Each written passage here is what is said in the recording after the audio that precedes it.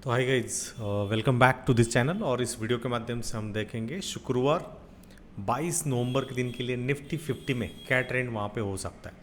तो ज़्यादा time frame में तो हम गए नहीं हैं, आवरली टाइम फ्रेम का यहाँ पे ट्रेंड अच्छी तरीके से देखेंगे। तो फर्स्ट ऑफ ऑल पिछले अक्टूबर की सीरीज जब से स्टार्ट हुई है तो वहाँ से यदि हम ट्रेंड देखें तो ओवरऑल एक डाउन ट्रेंड में मार्केट चलता हुआ दिख रहा है। एक लो मूव हो जाने के बाद लोअर लो फॉर्म हो जाने के बाद लोअर हाई होता है, अगेन लोअर लो हो जाता है, लोअर हाई लोअर लोज का वहाँ पे सीक्वेंस मार्केट में होता दिख रहा है। एंड एक ट्रेंड का फॉलोइंग जो है एक अच्छी तरीके से मार्केट हमें इंट्राडे स्केल पे बनता हुआ दिख रहा है। दूसरा बात यहाँ पे ये है कि आप अच्छी तरीके से देखोगे तो जब मार्केट 9:15 पर खुलता है वहाँ से लगभग 12:30 या कह लीजिए 2:30 तक एक ट्रेंड को फॉलो करता है। मतलब यदि आप यहाँ पे देखोगे कभी भी मॉर्निंग में तो एक वन साइडेड वाली मूव, मतलब एक बुलिश साइड में मार्केट वहाँ पे जाता है जहाँ पे एक लोअर हाई वाला फॉर्मेशन जो है क्राइटेरिया फॉर्मेशन ट्रेंड का फॉर्मेशन कर जाता है और उसके बाद जो है एक डाउन मूव वहाँ पे आती हुई दिख जाती है जो कि एक मेन मूव होती है। तो फर्स्ट ऑफ ऑल जब भी हमें इंट्राडे में ट्रेड करना है तो मेजर ट्रेंड क्या चल रहा है वो पता होना चाहिए। तो इस केस में यहाँ पे मेजर ट्रेंड जो है वो एक डाउन ट्रेंड चल रहा है और उसमें एक जो फेक मूव आती है या जिसे हम डाउन मूव के बाद जो अप मूव आती है हमें लगता है यहाँ से रिवर्सल मार्केट कर रहा है, बट अनफॉर्चुनेटली आप यहाँ पे बाय करने के बाद वो एक लोअर हाई स्टेब्लिश हो जाता है और उसके बाद मार्केट जो है डाउन मूव को मेन मूव को कंटिन्यू करता हुआ वहाँ पे हमें देखने को मिल जाता है। तो इस बात को आपको समझना है, ट्रेडिंग वगैरह कुछ नहीं है, सिंपल और सिंपल यही चीज़ यहाँ पे है और इसी को आपको समझना ज़रूर रहेगा। जो हमने स्टार्टिंग में बताया उसी बात के बारे में हम चर्चा करेंगे।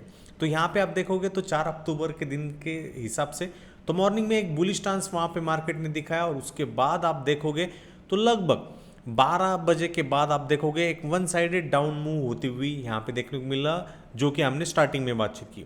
यदि हम अगले अगले दिन की तरफ वहाँ पे जाएं और देखें तो आप देखिए तो फर्स्ट हाफ जो यहाँ से स्टार्ट हुआ एक डाउन मूव वाला स्टार्ट हुआ और उसके बाद नेक्स्ट सब्सिक्वेंट डे आप यहाँ पे देखोगे तो एक up move through out the day या उस दिन के लिए लगभग 10:15 या 10:30 बजे तक वहाँ पे जाता हुआ दिखा और उसके बाद में अगेन डाउन मूव वाला सीन जो है वो क्रिएट होता दिखा। ये पूरा साइडवेज वाला दिन था, यहाँ पे एक अप मूव स्विंग हुआ और उसके बाद में डाउन स्विंग होता हुआ दिखा, अगेन यहाँ पे up swing down swing, again एक अप स्विंग जो कि एक फेक मूव है। नेक्स्ट डे गैप अप खुलने के बाद एक मेजर डाउन साइड में मूव होती दिखी।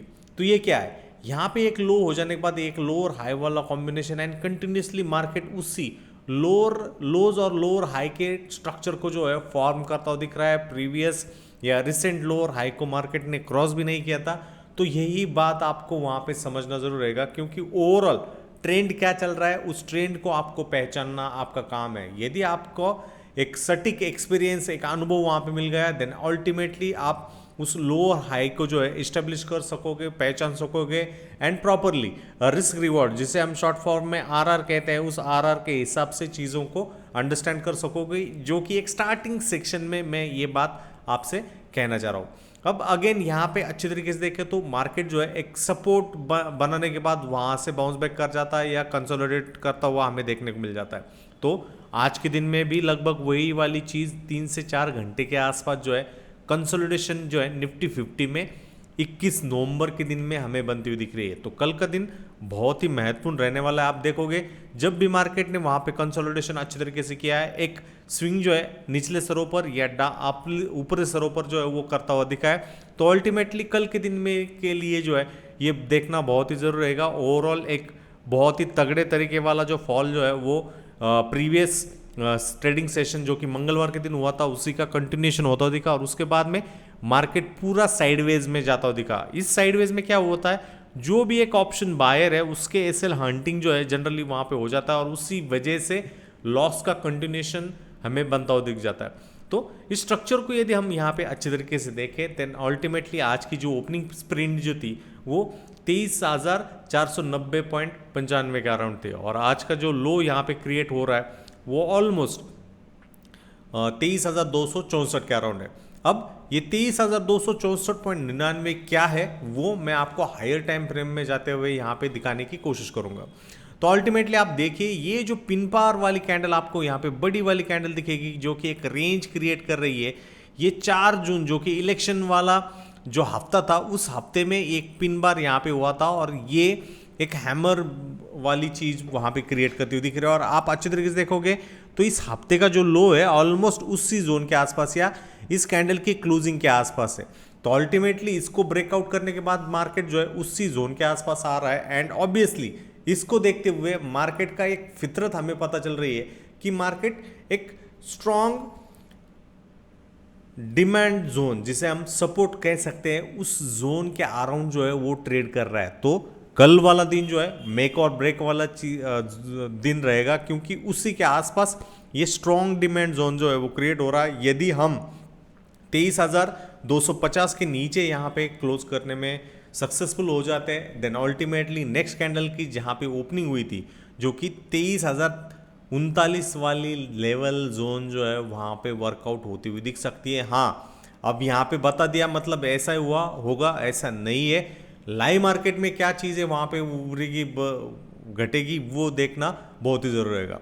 ऊपरी स्तरों पर ये वाला जोन जो है एक सेलर्स का पर्सपेक्टिव के पॉइंट से यहाँ पे सेलर्स उनका जो है दावेदारी पेश करते हुए दिख सकते हैं। ऑब्वियसली यहाँ पे बायर्स ने आज के दिन में जो है वो चीज़ें क्रिएट करते हुए दिखी है और वो जो वैल्यू थी इंट्राडे लो था 23,264 के अराउंड, ये बात आपको वहाँ पे भूलनी नहीं है। तो अल्टीमेटली एक सीक्वेंस ऑफ जोन्स है जहाँ पे बायर और सेलर्स की वहाँ पे ट्रांजैक्शन होते दिखेंगे। देन अल्टीमेटली यदि ये सेलर्स यहाँ पे कमज़ोर हो जाते हैं देन ऑब्वियसली जो कंसोलिडेशन के हिसाब से चीज़ें वहाँ पे रहेगी। नेक्स्ट जो रेजिस्टेंस है वो 23,600 है और उसके ऊपर ये वाला जोन है जो कि 23,700 से 23,800 वाला सेक्शन हमें वहाँ पे कल के ट्रेडिंग सेशन में देखना लाजमी रहेगा, ज़रूरी रहेगा। तो अल्टीमेटली यहाँ पे यदि हम लेवल्स की कंसिडरेशन करें तो 23,614 यदि ये सेलर 23,500 के अराउंड वाला सेलर वहाँ पे अनसक्सेसफुल हो जाता है या मार्केट यहाँ पे कंटिन्यूएशन करना शुरू कर जाता है तो नेक्स्ट जो रेजिस्टेंस वाला सेक्शन है वो 23,614 है और उसके ऊपर 23,750 से 23,800 वाला है।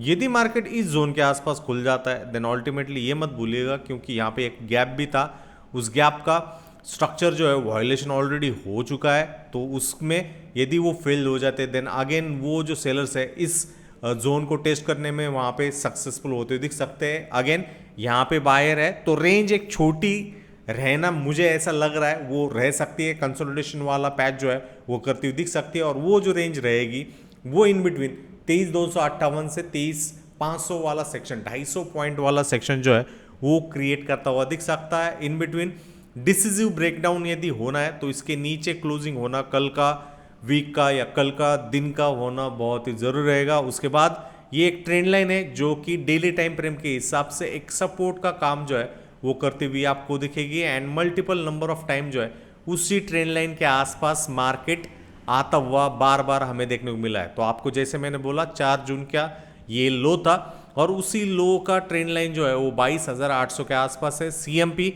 हमारी करंट मार्केट प्राइस 23,349 के अराउंड है। तो अल्टीमेटली हर एक चीज़ वहाँ पे वर्कआउट हो जाती है, सिर्फ और सिर्फ हमारा ध्यान हमारा लक्ष्य जो है उसकी तरफ देना जरूर रहेगा।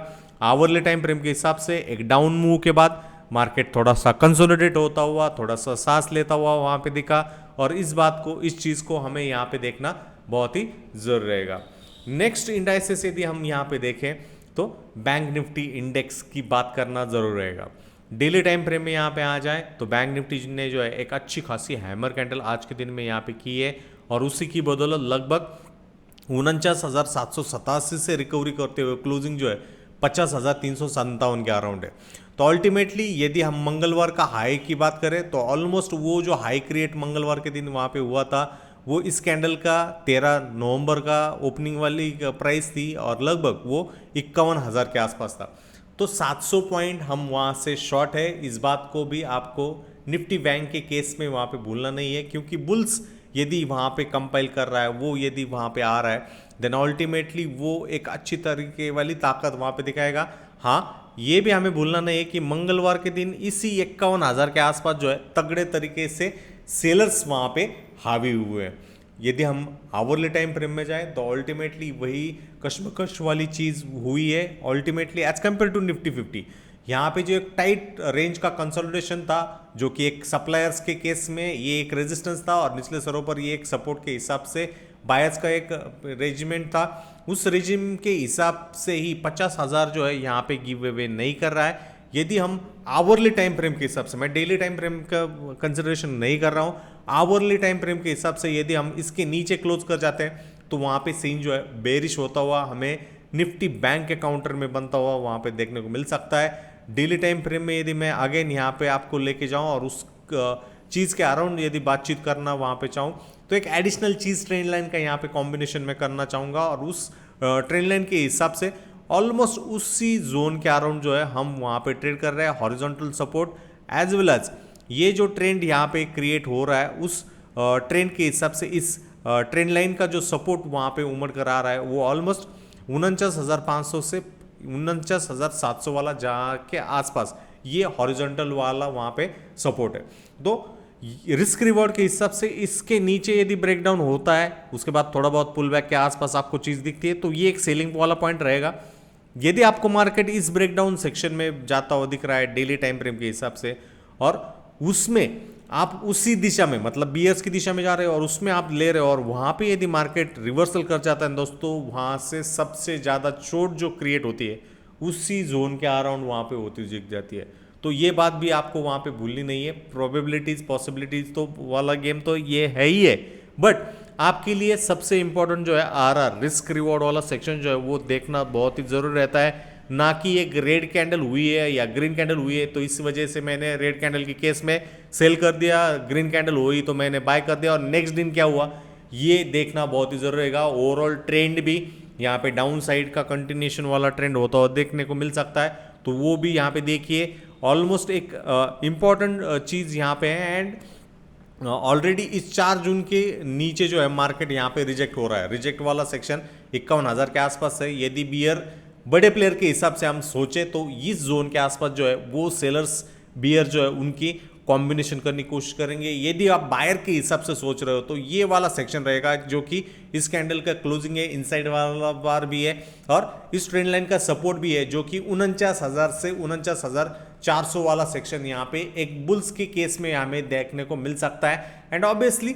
ये कंडीशंस हम बात कर रहे हैं उसी तरीके से चीज़ हो जाए हरगिज नहीं, उसमें फिर बदल जो है वो होता हुआ दिख सकता है और उसको भी हमें अंडरस्टैंड करना जरूर रहता है। तो कल के दिन के हिसाब से जो सप्लायर बैठा हुआ होगा वो 51,000 नो डाउट वहाँ पे है ही है बैठा हुआ और आज की क्लोजिंग जो है वो 50,448 के अराउंड हमें देखने को मिल रही है। तो रेंज की हम यहाँ पे कंसिडरेशन करें तो वो रेंज जो है वो हमारे लिए ऊपरी स्तरों पर लगभग 500 पॉइंट्स और निचले स्तरों पर लगभग 700 पॉइंट्स वाला चीज़ वहाँ पर रहेगा। डिसिसिवली यदि हमें आपको प्रोबेबली कैंडलस्टिक्स देखने को मिलते हैं, एक प्रॉपर मॉर्निंग स्टार वाला कैंडलस्टिक पैटर्न या इवनिंग स्टार वाला कैंडलस्टिक पैटर्न इसी रेजिस्टेंस जोन के आसपास या आज के सपोर्ट के जोन के आसपास वहाँ पे देखने को मिलता है, देन अल्टीमेटली वो चीज़ वो सीन जो है वो अलग होता हुआ दिख सकता है।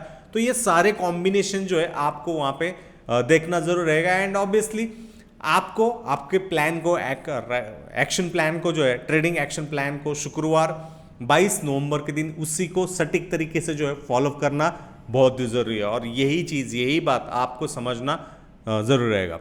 इन बिटवीन इस वीडियो में जो भी हमने डिस्कशन किया है वो शैक्षणिक और सूचनात्मक उद्देश्यों के लिए, इसमें दी गई जानकारी किसी भी प्रकार से निवेश की सलाह नहीं है। स्टॉक मार्केट में निवेश जोखिम से भरा हो सकता है और आपके द्वारा किए गए निवेश के परिणाम आपकी रिस्क प्रोफाइल और निर्णयों पर निर्भर करते हैं। कृपया निवेश से पहले अपनी व्यक्तिगत वित्तीय स्थिति का मूल्यांकन करें और किसी योग्य वित्तीय सलाहकार से परामर्श लें। हम इस वीडियो में दिए गए किसी भी निवेश के निर्णय के लिए उत्तरदायी नहीं होंगे। तो कैसा लगा आपको वीडियो? जरूर वीडियो के कमेंट बॉक्स में कमेंट करिए। धन्यवाद।